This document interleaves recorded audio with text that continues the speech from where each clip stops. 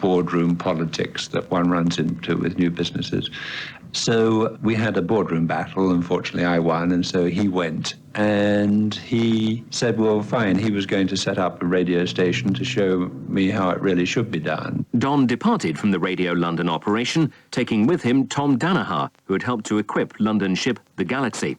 Tom had felt that their efforts were not sufficiently rewarded. We were putting our money in, pro rata, with all the other guys. So, you know, when Don and I get together, we'd think, well, you know, we've taken the brunt of this thing. We've earned it, but nobody has suggested that we be given more interest in this thing. Why don't we start another ship? Because, see, we had the books on Radio London, and it was a fantastic success. It was easy to go out and raise more money for another ship. Tom had reservations about Don's plans. We had this meeting, and Don kept saying, well, Tom, you know, I feel like we should go ahead and put an easy listening station and a top 40 station. 2 stations. I said, well, Don, what do you mean? We're going to play 30 minutes of top 40 and 30 minutes of good listening music, or what? No, I mean put 2 stations on it. And I said, how do you think we're going to do that with one transmitter? We're going to have 2 different frequencies. Yeah, but I'm talking about 2 transmitters, 250,000. I said, oh, come on. I said, with all the trouble we had with the one, getting it to load, of course, the whole ship, you couldn't even turn the lights off on the ship. I mean, there was so much energy there. I mean, when you pull a fluorescent tube out of the box, it was burning. So I said, Don, for the life of me, I do not think that could be done. I said, Don, if you want to check on the 2-station deal, and then if you can tell me that it'll be done, whoever says that can make me believe it, I'll go along with it. But the only way I'm going to go is if we put 1 station on. If we could find a surplus aircraft carrier and put 1 mast on one end and 1 on the other end, with that much separation, we might be able to do it. But I even still doubt that due to the proximity of the closest. Of course, they'd be about 800 feet apart. I'm no radio man. Anyway, I said, I advised against it. Ron O'Quinn recalls the startup. I had never heard of Don Pearson. He was president of the Eastland, Texas Bank and mayor of Eastland, Texas. Don was only one of the figures. Texas Senator John Towers was involved. Mrs. Lyndon Johnson, it was rumored, had some money in this thing. Don Pearson was one of the movers and the shakers. Bill Vicks is one of my choices of the finest human beings that ever walked. He was an extremely nice man. Bill was not really aware of what he was getting into. Johnny Walker. Bill Vick was a very mild-mannered, quiet Texas gentleman, very well-mannered, called people sir, you know, had a very crew cut, sort of typical American on the one hand, and then Don Pearson was the sort of JR figure. Quite a colourful pair they were. Soon, news reached the British press that a former US Navy Liberty ship, the 480-ton, 186-foot motor vessel Olga Patricia, was being fitted out as an offshore radio station in Texas and Biscayne Harbor, Miami, Florida. Pop radio pirate ships face new challenge. A radio ship is being fitted out at Miami, Florida, ready to invade Britain's pop pirates. 9 US disc jockeys have been recruited, and an advance party is already in London. Probably, the 480-ton Olga Patricia will be broadcasting to Britain in 2 months. She will transmit 2 programs simultaneously, one devoted to pop, the other to soft music. The 176-foot vessel was brought to a Miami dockyard 3 months ago from the Panama Canal Zone and painted black. A 100-foot radio mast has been fitted and 2 50,000-watt transmitters installed. The men in the syndicate are represented in Miami by a Texan named Don Pearson. He refuses to discuss the project except to claim there is also British money backing us. The disc jockeys have been recruited by an American known only as Ron and describing himself as program director. Ron O'Quinn. I was a program director and disc jockey of WFUN in Miami.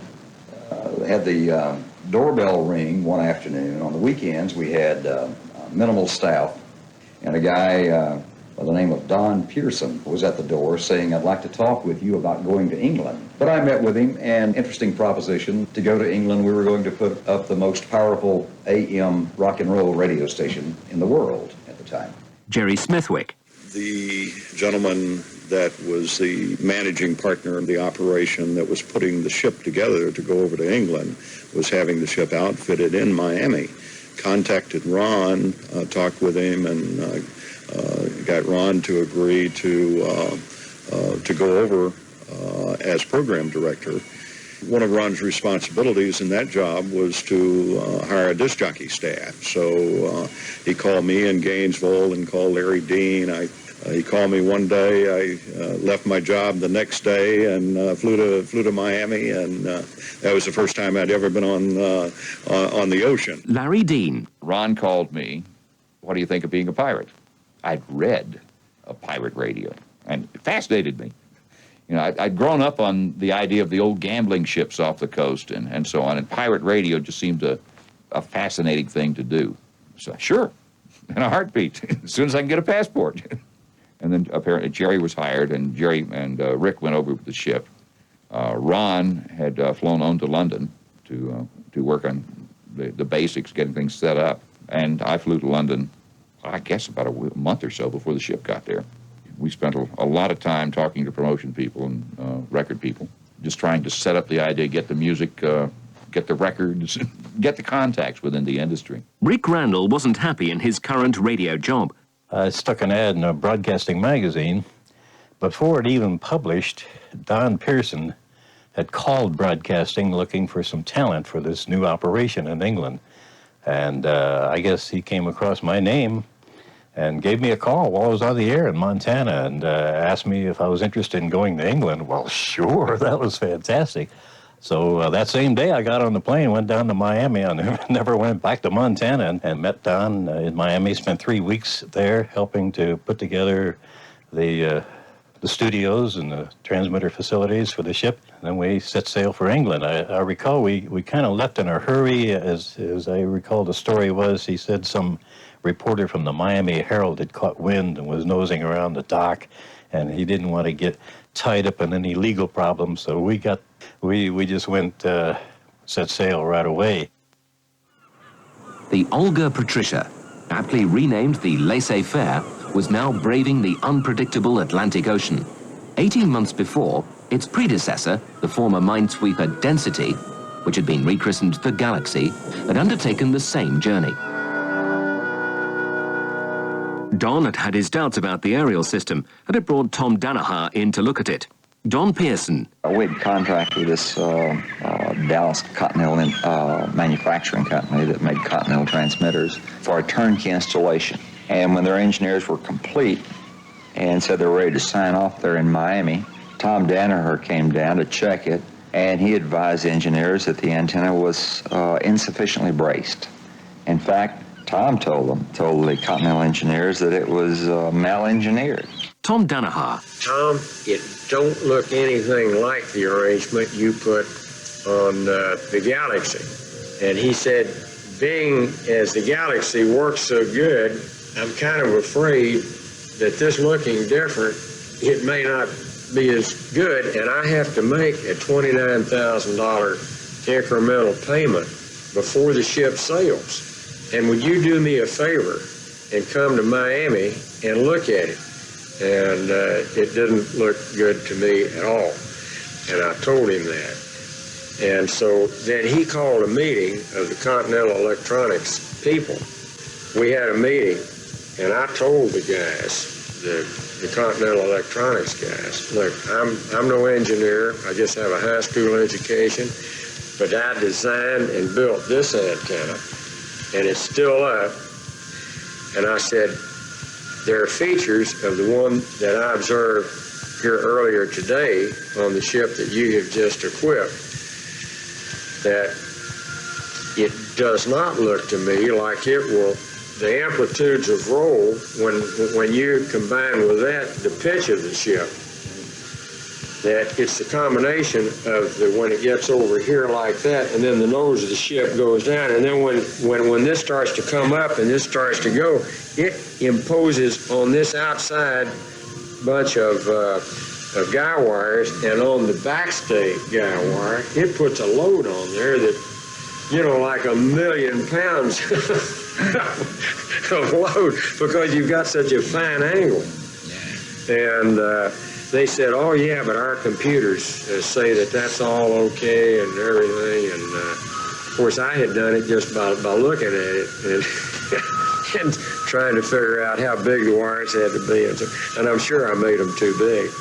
But anyway, I said, well, Don has asked me to advise him whether to pay you all the $29,000 before the ship sails, and I have already advised him not to pay you. Boy, their faces just went like that.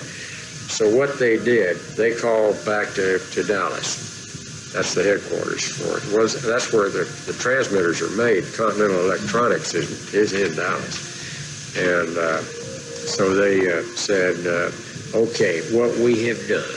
And of course, I told them that the thing wouldn't get across the Gulf Stream, with the pitching, because it's rough water out there between Miami and Nassau. He said the arrangement we made with the office is that once the ship gets the other side of the Gulf Stream, we will put into Nassau, that then we will expect a check then if everything's still all right. It lasted 14 miles from Miami before the whole damn thing fell down and nearly hit one of the crewmen.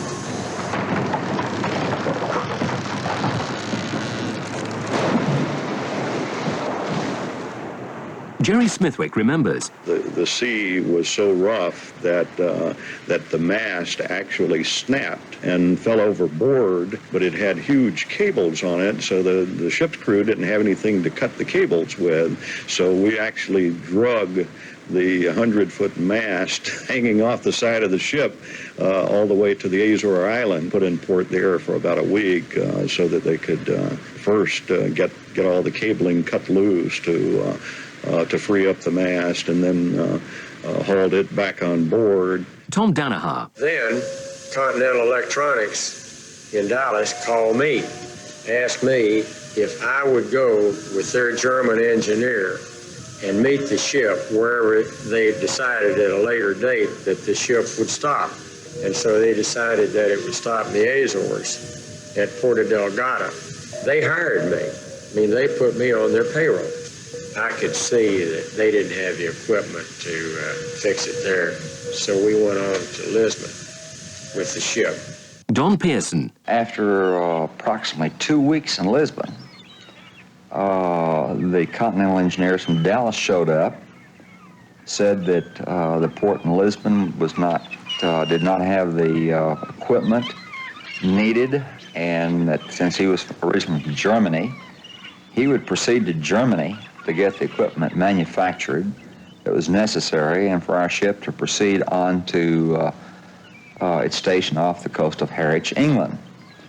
Shortly after the German engineer left for Germany, I was at the ship getting ready to see it cast off, and a car drove up, and it turned out to be the local Continental representative, both for engineering and sales for Continental products in Portugal, who had just been, by the rumor mill, had just heard that we were in port with Continental equipment and needing help. And when I told him about the Continental people in Dallas, sending the German engineer there finally, and that he said there was no one there that could do certain things necessary and had to proceed to Germany and had left, he told me that if they just told him there was ample equipment there of everything that the German had said that was not there. But I was shocked to find out that Continental had never even notified him, their own agent, that we were parked there in port for 2 weeks. Meanwhile, Rick Randall was trying to get the studios operational. I had been in electronics. I was a radar technician in the service, so I had a little bit of savvy about wiring simple equipment, and so I was involved in actually building the studios. In fact, one of the film clips that I've seen that was produced at the time, that I hadn't seen for many years. Shows me actually wiring the control panel together, which was what I was doing while we were sailing over there. Johnny Walker remembers waiting for the laissez-faire. I got hired in March of 1966, and they said the boat will be coming on, in a couple of weeks' time. A couple of weeks went by and nothing happened. And I was hanging around London, going into the office every day. And it all seemed very disorganized and very ill-prepared. And we also had a DJ called Colin Nichol, who'd been on Radio Atlanta, the ship that later became, Caroline South. And he was asking them all sorts of questions about the state of preparedness of the ship, and was saying to me that he said, this really seems wrong. They haven't even got any huge rubber tires hung over the side of the ship, which are vital, when the tender comes alongside. In the 1960s, some American radio stations began to prefix their names with a superlative. In the UK, Radio London was known as Wonderful Radio London. Wonderful Radio London. And so Radio England became Swinging Radio England.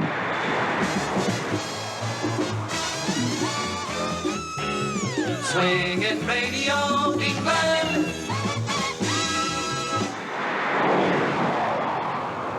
Ron O'Quinn. Everything from England was making the news in America at that time, the top 40 radio. You realize when the Beatles really got their start, January of '64, when they came online with I Want to Hold Your Hand. But in January of '64, starting then, the Beatles came out.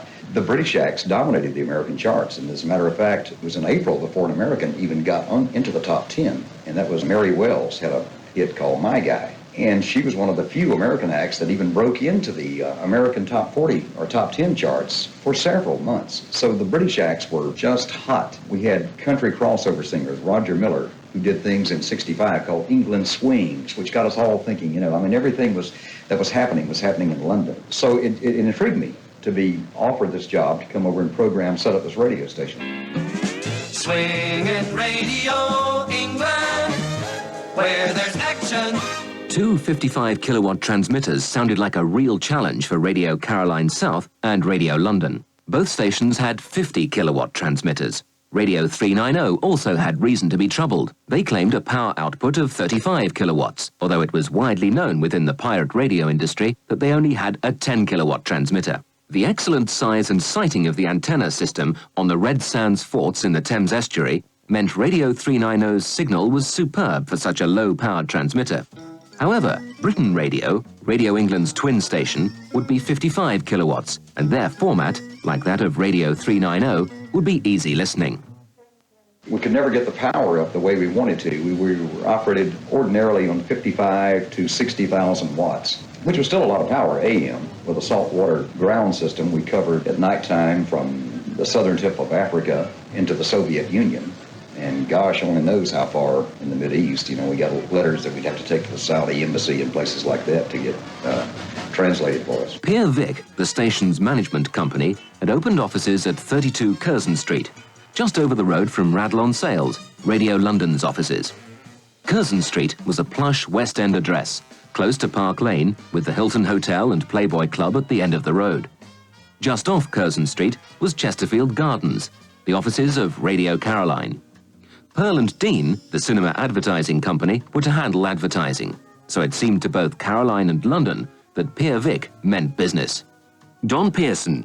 On Radio England, we were talked into signing an exclusive contract with Pearl and Dean. It was one of the larger companies there that had sold primarily theatrical screen advertising in theaters. It turned out to be that they didn't have the talent nor the expertise nor really the incentive to be like we are in this country, to get out and to make the sales. They had been accustomed to having exclusive on all theater screens there that we knew of for theater advertising, and had just assumed that they could sit in their offices and wait people to come into their office to buy advertising.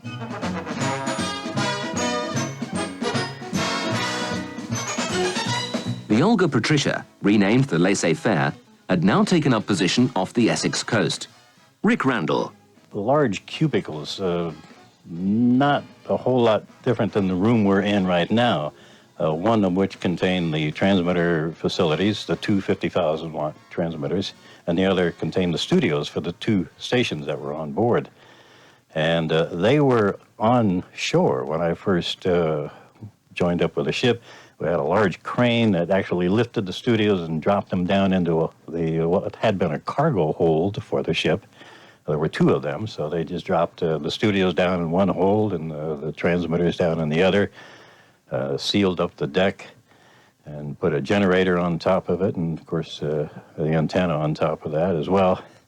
Then we found there was some concern about the buoyancy of the ship, and they remember them pouring a couple of tons of concrete just to weigh the thing down, because it was used to carrying 20,000 tons of cargo or so, and we were just a couple of thousand pounds. Larry Dean. It was an old World War II Liberty ship motor vessel, 280 tons. Had been used for cargo during World War II. It had two cargo holds, which we had dropped in the center cargo hold, the transmitters and generators. We had 50,000 watt Continental transmitters and big Cummins diesel electric generators for AC power there.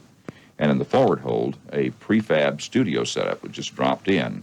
No crew facilities or air staff facilities for living facilities were put in. So we get there, we have a full crew of announcers. There's no place for us to sleep.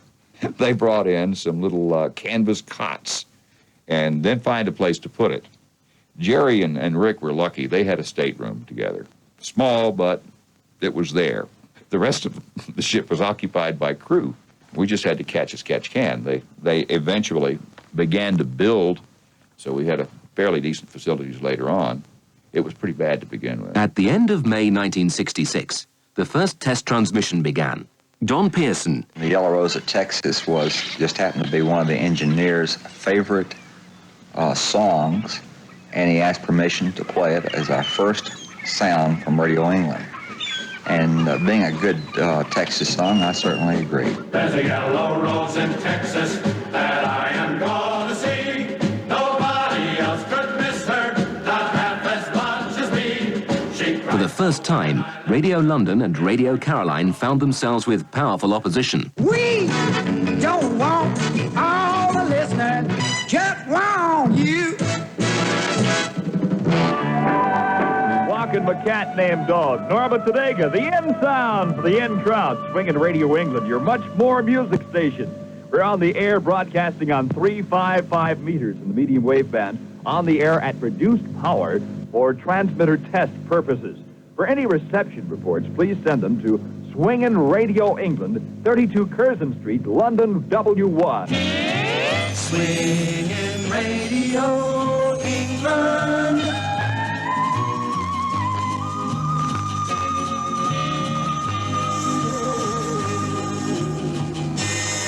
Song by the late and great Buddy Holly. This time it's by Peter and Gordon, oldie goldie tune called True Love Ways on Swingin' Radio England, on the air for broadcast test purposes on full power. It's 4:13 in the afternoon. Ron O'Quinn, good afternoon. How in the world are you? England and the continent's most powerful off 355 on your meter dial in the medium wave band links type thing there. If you'd like to address a card, a letter to tell us how the signal's coming in, we certainly would appreciate it. We'd be glad to answer back any questions you might have via letter. Send it to 32 Curzon Street, London, W1. 32 Curzon Street, London, W1. A song here from the BBC television hit show. 1 2 1 2 testing 1 2. 1 2 testing 1 2 1 2. The bright sounds of this night's hit.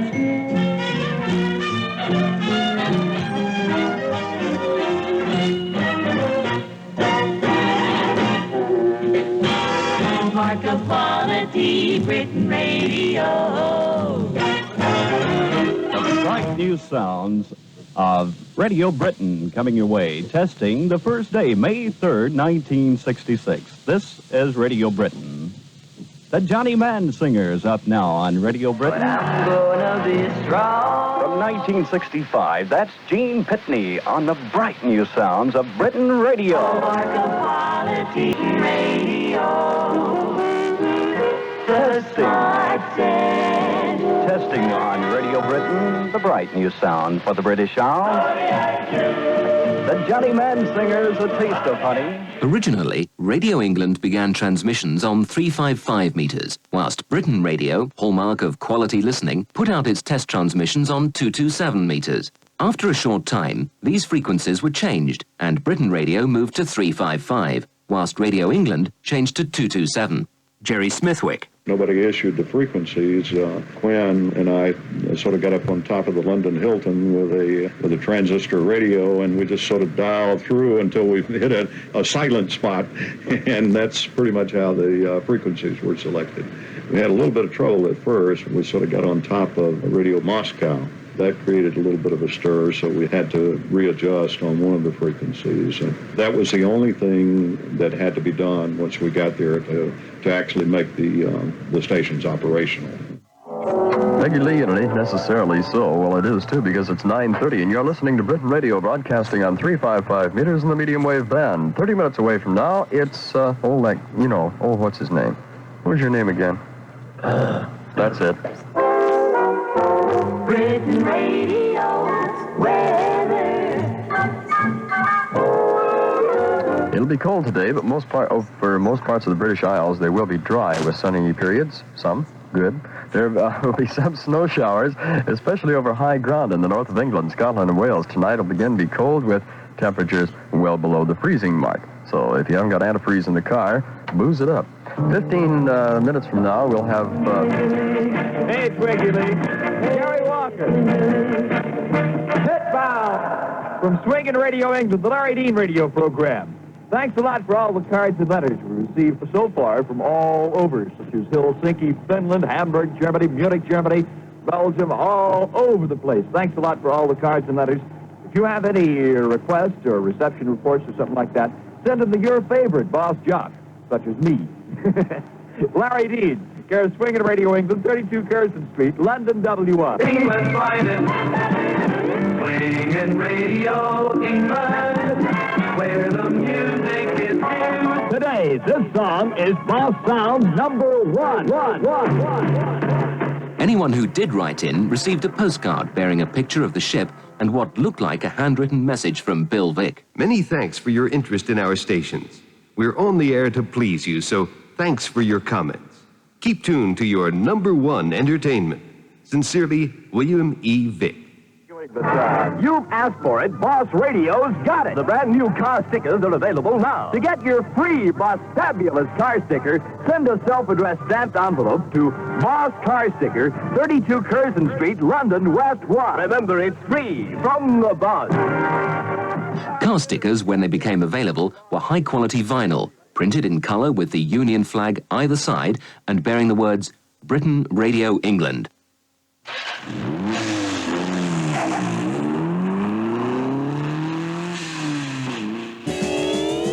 Swingin' Radio England.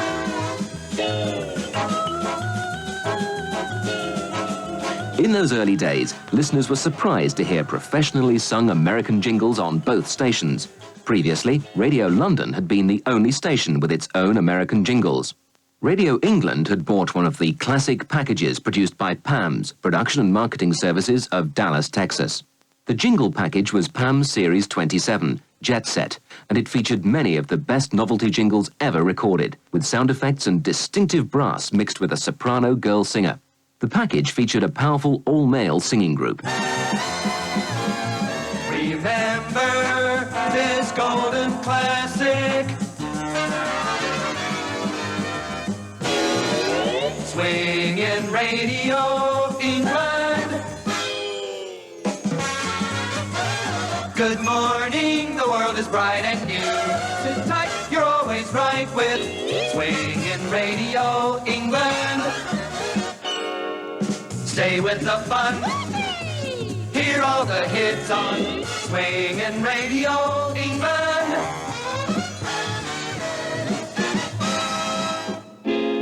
Swingin' Radio England brings you up to the minute reports from the ionospheric weather checker. Live this weekend where the action is on Swingin' Radio England.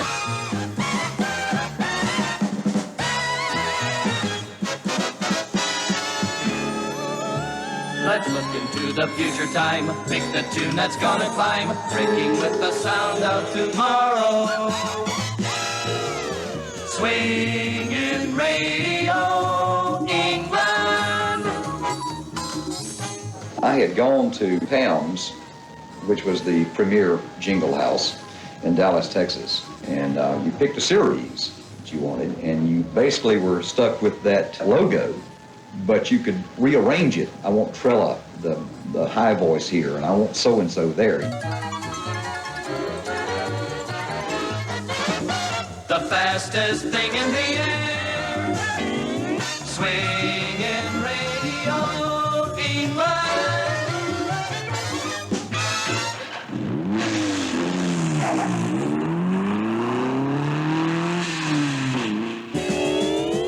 Swinging Radio England.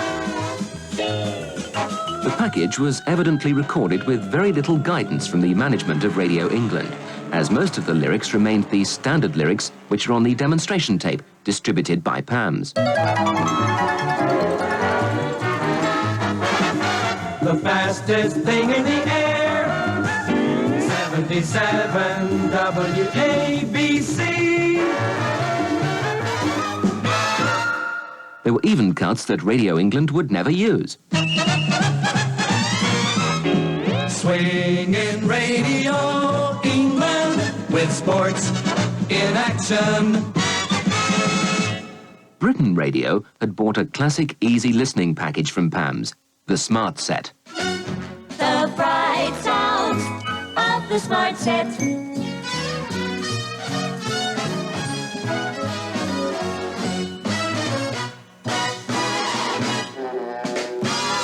Hallmark of quality, Britain Radio.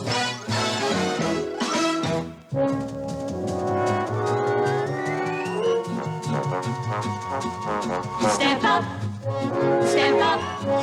to a new level of musical velvet. Smooth sounds of the Smart Set. Hallmark of quality, Britain Radio.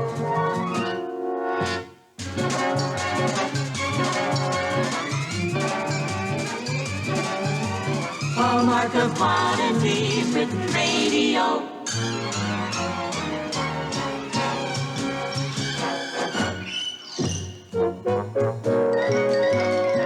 International standard for quality. Hallmark of quality, Britain Radio. The Smart Set.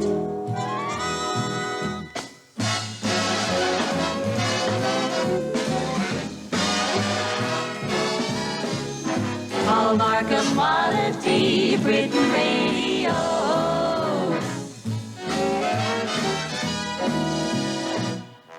Interestingly, some years after Britain Radio closed down, the BBC had this package resung for Radio 2.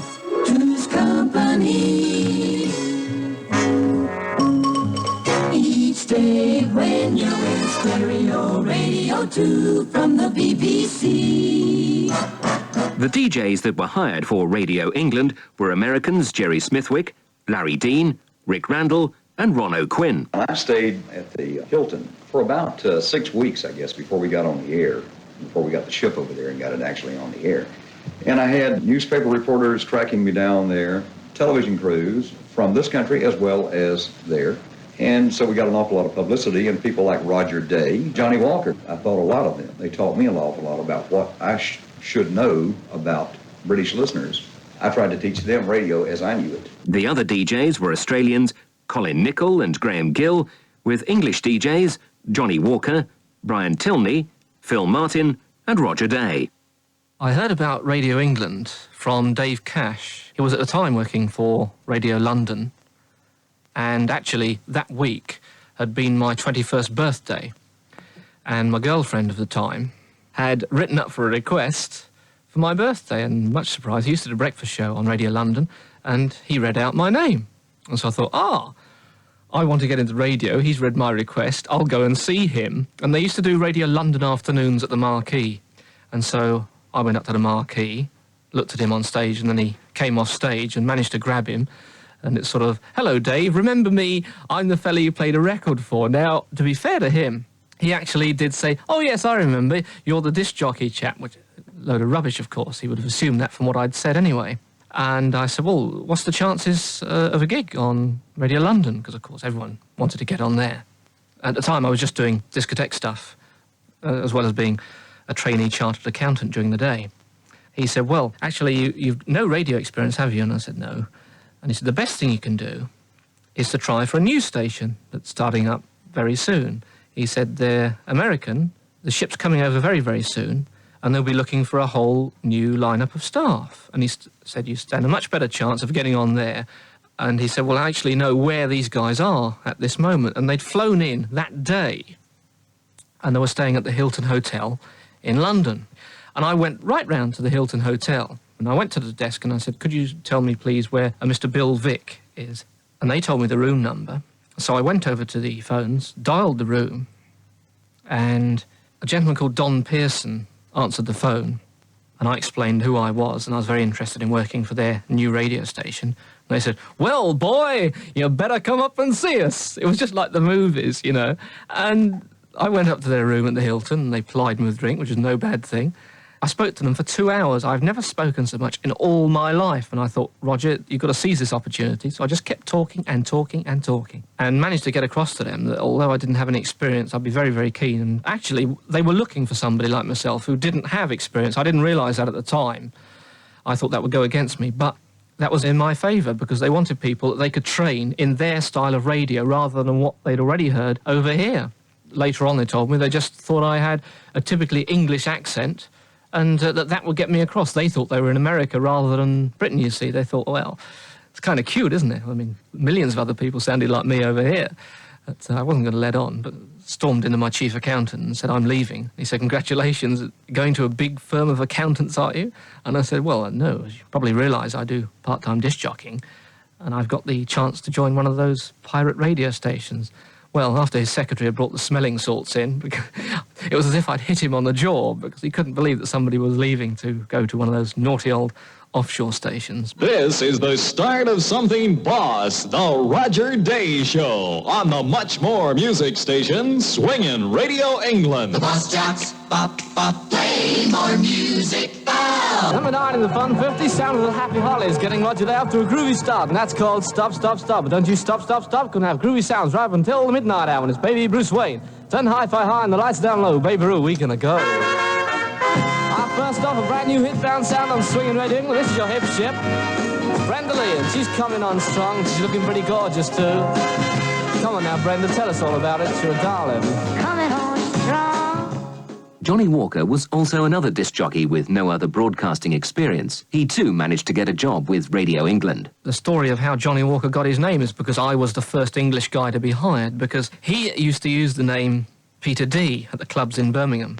And I was Roger Day, of course, not my real name. But I was allowed to keep my name because I was the first hired, and they didn't want somebody with a similar sounding name, which was common sense. And the order was, as he was the second employed, he should change his name. He wasn't very happy about it. How he got the name was he was looking through a set of old Pam jingles, and one of these jingles had Johnny Walker. Johnny Walker. WPTR. Larry Dean. While I was at PTR, the Chuck Blair, the Boom Boom Brannigan, the Johnny Walker, and it seems like there were some others, I can't, but they were disc jockeys there and had Pam's jingles. Now, we knew we had a Pam's jingles package with Swingin' Radio England. Pam's will kind of match up. You can splice these things together really well. So I just took a copy of the jingles with me, and as new people were hired, they were played some of these things, and which one did you want? So that's how the whole thing came about. He's in. Johnny Walker. He's on. That's the much more music sound of Ike and Tina Turner there. Number 8 in the Bop 40 this week.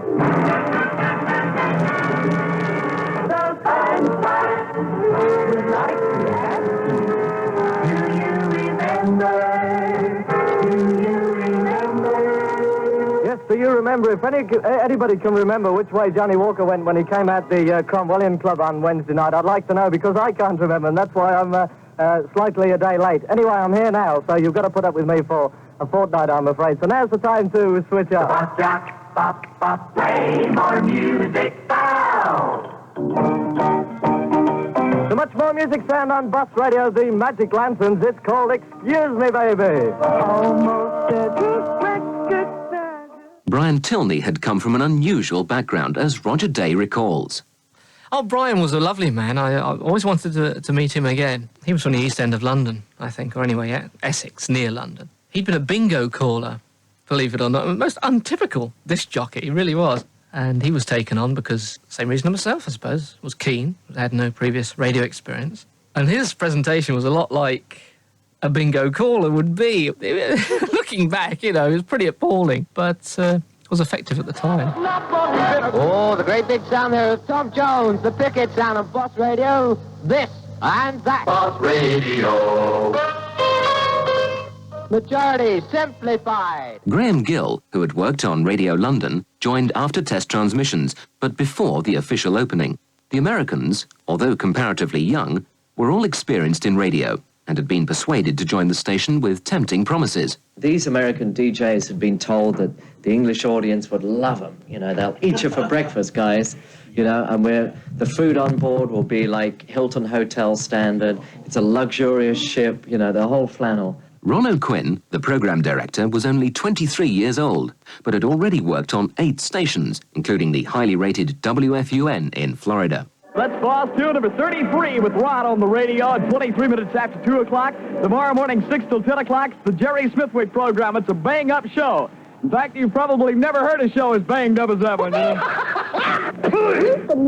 Live this weekend where the action is. Swinging Radio England. You're going to hear a song here that you heard first in the whole wide world on Swinging Radio England. Jerry Smithwick was 22 and had been born in Moultrie, Georgia, the same town in which Ron O'Quinn and Larry Dean had been brought up. Working on Radio England gave him very little opportunity to indulge his hobby, which was drag racing. This is the Jerry Smithwick Show on the much more music station, Swingin' Radio England. The Bus Jack, bop, bop, play more music now. Ron on the radio goes with the Boss Beatles to America for the Beatles Summer Tour. Swingin' Radio England, your Boss Beatles station.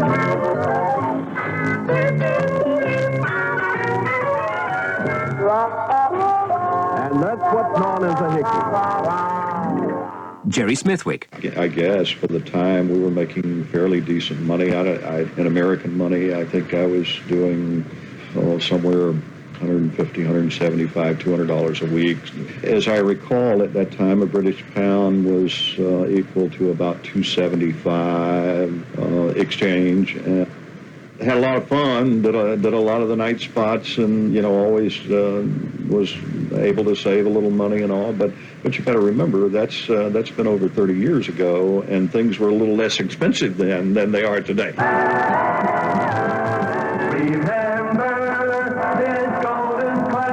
Remember a song from Dick and Dee Dee called Thou Shalt Not Steal.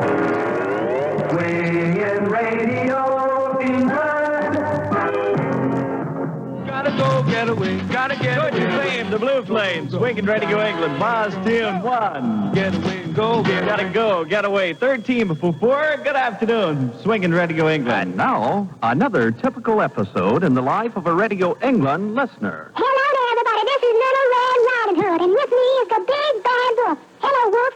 Hello, Red. Hey, Red. What you got in that basket, huh? Let me see in that basket, Red. Okay, just lift up the lid. Boss Radio. Larry Dean was also 22 and a close friend of Ron O'Quinn. He too had been born and brought up in Moultrie, Georgia. Monday, Boss Sound 4. It just turns out that way. Monday.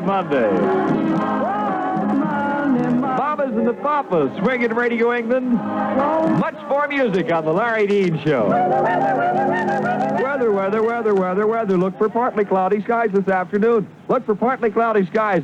Chance of late afternoon showers, turning mostly cloudy tonight with rain. High today, 72 degrees Fahrenheit. Low tonight around 54. Currently 69 degrees in the wide and wonderful.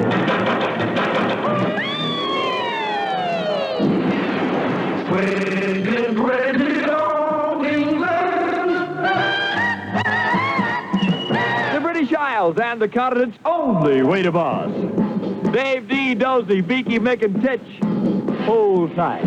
13 before 1, Swinging Radio England with much more music. Larry Dean till 2 o'clock. Rado Quinn, 2 to 6 p.m. Do it to it. Larry Dean. I was not used to living on a ship. I was not used to being at sea. I think the first month or so I was there, I ate very little. And what I did usually went over the side. It was a strange situation because you had all the beer you could drink, all the cigarettes you could smoke. But you didn't want to drink any beer because you were so seasick all the time you couldn't take it. Of the other DJs on Radio England at the start, Rick Randall was from the same background as the other three Americans. Clap and a jar, Uncle I Am a Rock for Deborah and Mickey of the Thornton Coffee And Bar. the rock feels no pain. Yes, indeed, believe it or not. That's And true. an island never Thornton cries. Coffee Bar, that's in Felixstowe. They wanted to hear that. Crazy, I don't know why. There's certainly no rock. Soft and woolly. Oh, no, never mind. Anyway, friends. 13 before 6 o'clock. Good afternoon to you on the Randall Rambles at about 6 o'clock. Johnny Walker Time of Boss Radio.